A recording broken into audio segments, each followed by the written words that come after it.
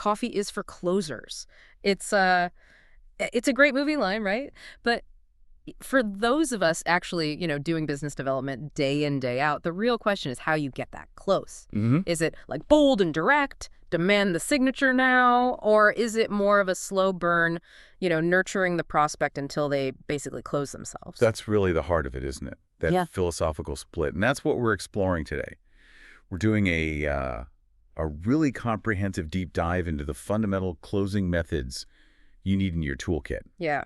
Our mission here is pretty straightforward. Conversion. We want to understand not just what the techniques are, but like the psychology. Why do they work? What's the difference between prospects who are ready and those you need to, well, guide across the finish line? Oh, we've got a serious stack of source material here. We're looking at, 15 distinct closing methods. We've kind of split them into two main camps. That's right. Soft selling, that's about building trust, finding Yeah. alignment early on. And then there's hard closing, the final push. Mm-hmm. Maybe more high-pressure tactics. So the plan is to break these down quickly but thoroughly. We want you walking away with stuff you can actually use, like tomorrow. Okay, so let's lay down the first big rule, the main distinction. Yeah. Soft selling methods. Hmm. Think things like the upfront close, the trial close. These are your everyday tools. Right. You use them early, you use them often, all through the sales cycle. It's about nurturing, finding those little roadblocks. On the hard closing stuff. That's the heavy artillery. You save that to the very end. Yeah. When you really need to push for a quick decision. Got it. Okay, so let's unpack those soft selling methods first, because the sources really stress this. Getting the foundation right saves everyone a ton of time. And honestly, it seems to boost your odds later on. Definitely. And the absolute cornerstone of soft selling is the upfront close. When to use that. Right at the start, first meeting. The goal is just mutual efficiency, Mm. saving time for both sides. Okay, so you're setting clear expectations from minute one. You tell them, here's the kind of proposal you'll get, here's when we'll review it. Exactly. And crucially, you encourage them to ask questions anytime. Yeah. Interrupt if something's not clear or not adding value. But the really interesting part, the sources say, is this mutual stop rule. Ah, yes. This is key. You actively encourage the prospect to stop the process. Wait, really? Yeah. If they become genuinely confident they're not going to buy, you tell them it's okay to say so. You're basically giving them permission to walk away. That feels counterintuitive. Aren't you just inviting them to bail? How do the sources justify that? It seems risky. Well, it's about efficiency and commitment, actually. By offering the stop rule, you gain a lot of credibility. It shows respect for their time. Okay. And in return, you ask for something back. You ask them not to give you the vague, I need time to think about it response, or worse, just ghost you after you send the proposal. Ah, I see. So it's a two-way street. Exactly. You're asking for mutual respect. It filters out the non-buyers early, lets you focus your energy where it counts on genuinely interested prospects. Okay, that makes sense. It shifts the dynamic, doesn't it? From seller versus buyer to more of a collaboration. Okay, what's the other foundational soft technique? That would be the trial close, sometimes called the soft close. And this one's really versatile. When do you use this one? Anytime, Yeah. really, throughout the whole cycle. Its purpose is diagnostic. You're testing the waters, seeing how interested they are. Like a temperature check. Exactly. And crucially, uncovering objections early. You want to find those sticking points before they become major deal breakers right at the end. So you'd ask open-ended questions, gauge their readiness. Precisely. Things like, how does that sound so far? Mm-hmm. Or, based on what we've discussed, do you see this potentially fitting your needs? If you get hesitation, you know you need to dig deeper. Right. Maybe they need another demo or a case study, or you need to talk pricing again. It's like discovery, but framed as a mini close. You got it. Okay, so that's the soft stuff. Now, we shift gears pretty dramatically, actually. We're moving into the hard closing techniques. The final maneuvers. The final, often higher pressure maneuvers. Yes. And we need to put that warning label on right away, based on the source material. You absolutely cannot just throw these hard closes at everyone. Right. Absolutely critical point. If you're dealing with what the sources call high-intent threshold buyers, maybe it's a very complex product, a big investment, or if they're in a formal competitive buying process, like with procurement involved. Yeah.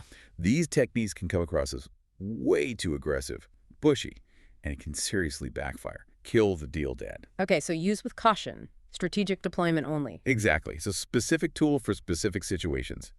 So let's look at the first category, which is maybe the most interesting intellectually techniques that leverage psychology and how people perceive value. Okay, lead the way. First up, a real classic, The Ben Franklin close. Ah, the old pros and cons list. That's the one. You use this when a prospect seems stuck. Maybe they're struggling to see the overall value, often because they're hung up on the cost. How does listing pros and cons actually close them, though? It forces a mental shift. Instead of just feeling anxious about the cost, their brain has to engage logically. You literally draw a line down a piece of paper. Advantages on one side, disadvantages on the other. Right. Listing out all those benefits, the advantages, helps them visualize the total value. Often it becomes clear that the pros massively outweigh the cons, making the costs seem less significant. It makes the intangible benefits feel more concrete. Makes sense. Visualizing it helps. Okay, sticking with psychology, what's next? The puppy dog close, Yeah. which is essentially a really well-managed free trial. Like, let them take the product home. Pretty much. Yeah. It taps into that human tendency. Yeah. We get attached to things we possess, even temporarily. Ah, the endowment effect. Precisely. So you give them limited time, but full feature access. The key here, though, isn't just giving it to them. The salesperson needs to monitor their usage, proactively answer questions, make sure they're really getting the benefit. So they really experience the value. Yes. The hope, the strategy, is that they fall in love with it. They integrate it into their workflow. And then the thought of losing it, of having to give the puppy back, that becomes the compelling reason to buy. That makes perfect sense. And that feeling of not wanting to lose something? That leads us right into the next one, doesn't it? The takeaway close. It does. This one is fascinating because it directly harnesses a very powerful cognitive bias, loss aversion.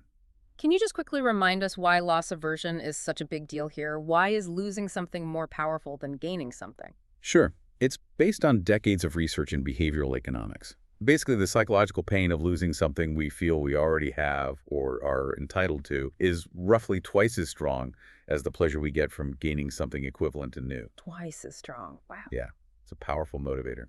So with the takeaway close, imagine a prospect objects to the price.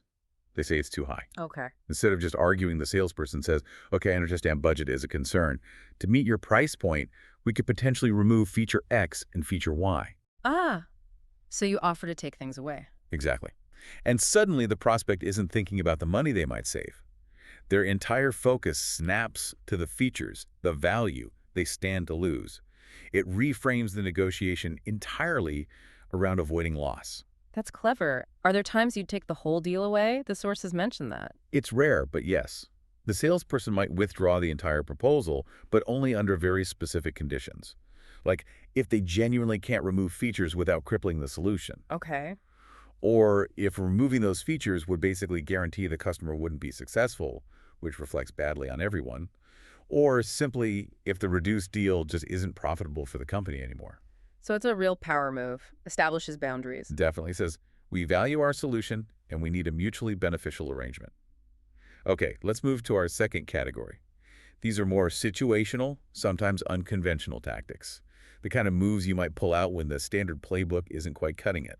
All right, the interesting ones. Let's start with the Columbo close, named after, yes, that TV detective. Ha. Okay, how does this work? Do you wear a trench coat? Maybe optional. You use this when you've pretty much given up hope. You genuinely feel the prospect is not going to convert. You've presented everything, handled objections, and it's just not landing. So you're packing up. Yeah, you're literally gathering your papers, maybe heading for the door. Their defenses are down because they think the meeting's over. Then you pivot back. Just one more thing. Exactly. You say, just one more thing.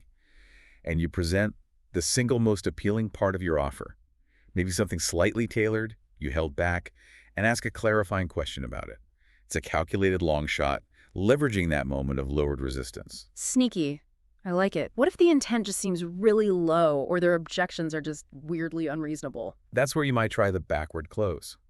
This one feels really counterintuitive at first. How so? Instead of pushing the sale harder, you seemingly back off the sale itself and ask for referrals. Ask for referrals.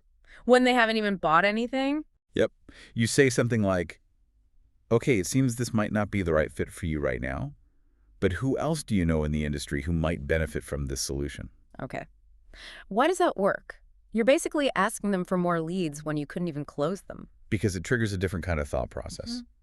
The prospect suddenly realizes you're about to talk to their contacts, people in their network. They feel a sudden need to understand exactly what you're going to say about their situation, or what you're recommending. It often makes them re-engage, ask more questions, clarify their own position, and that can actually pull them back into the sale with higher intent. That is clever. A real psychological pivot. Okay, what else in this unconventional category? A high confidence play. The presumptive close, sometimes called the assumptive close. This is where you just assume they're buying. Pretty much. Okay. You act as if the decision's already been made. Yeah. You might say something like, okay, great, so how many units will you be needing for the initial order? Or which delivery date works best for you? Sounds bold. When can you actually get away with this? Only after you are absolutely certain all the features, benefits, and value have been clearly understood and all significant objections have been fully addressed and resolved. Right. You can't just jump into this. No way.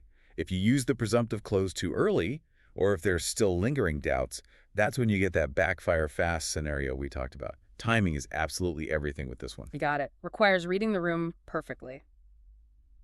Okay, let's move to our final category. What have we got here? This category covers negotiation, urgency, and importantly, assessment tactics.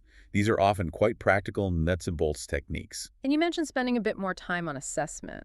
Yeah, because they're really advanced discovery tools disguised as closes. But first, let's hit negotiation. The sharp angles close. Sharp angles. Yeah. Oh, it's pointy. It's about trade-offs in negotiation. Mm. Let's say the prospect asks for something specific, an extra concession, like, can you give us a 5% discount? Okay, standard negotiation request. Right. With the sharp angles close, the salesperson responds by agreeing to the request, but only if the prospect commits to the deal right then and there. Ah, the quid pro quo. Exactly. Yes, I can probably get that 5% discount approved for you if you're ready to sign the agreement today. You tie the request directly to immediate commitment. It tests how serious they are about that request versus just trying to bargain. Makes sense. Leverage. Okay, what about when they're just dithering, can't make up their mind? That's the prime time for the urgency close, also known as the now or never close. Creating scarcity. Precisely. You introduce a time limit on a specific benefit. It could be a special discount that expires tomorrow, a bonus feature included only this week, free onboarding if they sign by Friday. So it has to be a real deadline. Ideally, yes, or at least a justifiable one. The point is to remove that benefit if the decision isn't made within that specific, usually short time frame. It forces them to weigh the cost of indecision. Okay. Now let's get into those assessment methods you mentioned. You said there were 5 more. That's right. And these are really about understanding why they might be hesitating, peeling back the layers. First is the scales close. Like weighing scales. Sort of. You ask the prospect to rate their readiness to buy on a numerical scale. Say 1 to 5, where 5 means ready to sign right now, and 1 means definitely not. Why is that better than just asking, are you ready? Because it gives you a more objective measure. If they say 5, great, close the deal. But if they say like a 3 or a 4... And you have a specific reason to probe further. Exactly. You can ask, okay, a 3. That's helpful. What needs to happen or what questions do you still have to get you closer to a 5? It pinpoints the remaining hesitation without being confrontational. Smart. What's next? Building on that idea is the reverse clause. This one's a bit more direct in its discovery. How so? You ask open-ended questions, specifically aimed at uncovering the reasons they aren't buying. You flip the usual closing question around. Give me an example. You might ask something like, just hypothetically, if you were to decide not to move forward with this today, what would be the main reason or two behind that decision? Whoa, that's putting them on the spot a bit. It can feel like it, but it's incredibly effective at bringing hidden objections, maybe even emotional ones they haven't voiced, out into the open. Once you know the real reason for hesitation, you can actually address it. Okay, I see the power in that. Yeah. Exposing the hidden stuff.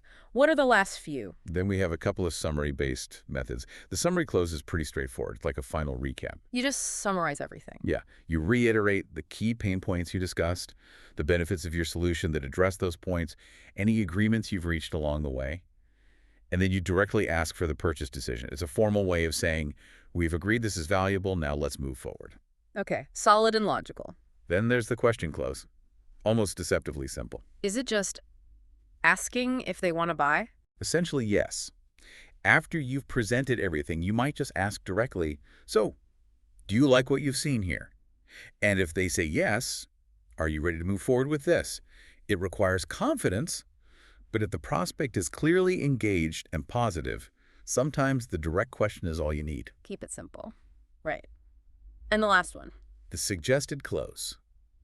This one is quite similar in feel to the presumptive close we discussed earlier. Assuming the sale again. It's more about leveraging your position, but yes, there's an assumption. You use this primarily when the prospect genuinely sees you as an expert advisor, not just a salesperson. Okay, so there's a high degree of trust already established. Exactly. Wow. Because they trust your expertise, you can suggest the next steps as if it's the obvious, logical course of action for them.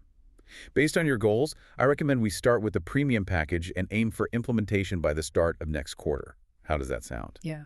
You're guiding their decision based on your advisory role. Gotcha. Leveraging that trusted advisor status.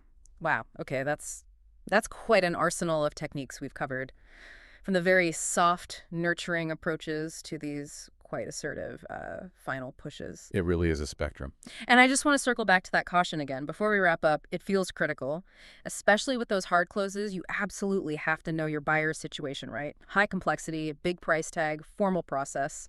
Tread very carefully. Absolutely. Know your buyer's intent threshold, know their environment. Soft closes are generally safer territory. Hard closes require real strategic judgment. So after digging through all this material, what does it really boil down to for you, the business developer listening right now? Let's try and distill our top 3 takeaways from this deep dive. Okay, sounds good. What's number 1 for you? For me, it has to be the upfront close. It's just foundational. It's non-negotiable. You need that structure, that mutual respect for time, and that mutual stop rule. Implement it. Seriously. It filters, it builds credibility. Crucial, especially for complex sales. Couldn't agree more. My number 2 would be about mastering the psychological angles. Understand and use techniques like the takeaway close. Leverage that loss aversion when price becomes the sticking point. It reframes the whole discussion. And also the Ben Franklin close. Don't underestimate the power of forcing that logical side-by-side comparison to make value concrete and overcome emotional resistance to cost. Good one. Okay. Okay, and number 3, I think it has to be about embracing those assessment methods we talked about near the end. Ah, yes, the scales close, the reverse close. Exactly. They aren't just closes, they're strategic discovery tools. They help you uncover the real reasons for hesitation, the stuff hiding beneath the surface. Hard closes have their place, yes, but you need to diagnose the situation accurately first. Your buyer's environment dictates the strategy. Well said. Assess before you press. Okay, so we've talked about all these techniques mainly in a one-on-one sales context, but here's a final provocative thought for you to chew on. All right, let's hear it. If you're selling something like a high-value subscription service, maybe through a largely automated digital sales funnel, how could you strategically bake the principles of some of these closes into that automated process? Interesting, like integrating the puppy dog close. Yeah. Could you offer a truly compelling, full-featured free trial for a limited time, making it easy to get hooked? Or what about the takeaway close principle? How would that work automated? Maybe you guide the user to configure the absolute top-tier package first, see all the bells and whistles, and then they hit a lower budget point, you force them to actively deselect features, making them feel the loss of what they're giving up. Ah, that's clever. Applying these human psychology principles to the digital journey makes you think. Knowledge is only useful when you adapt it, right? That's the challenge. That's a great thought to end on. Well, thank you for joining us for this deep dive into the really essential tools of sales conversion. My pleasure. We'll catch you on the next deep dive.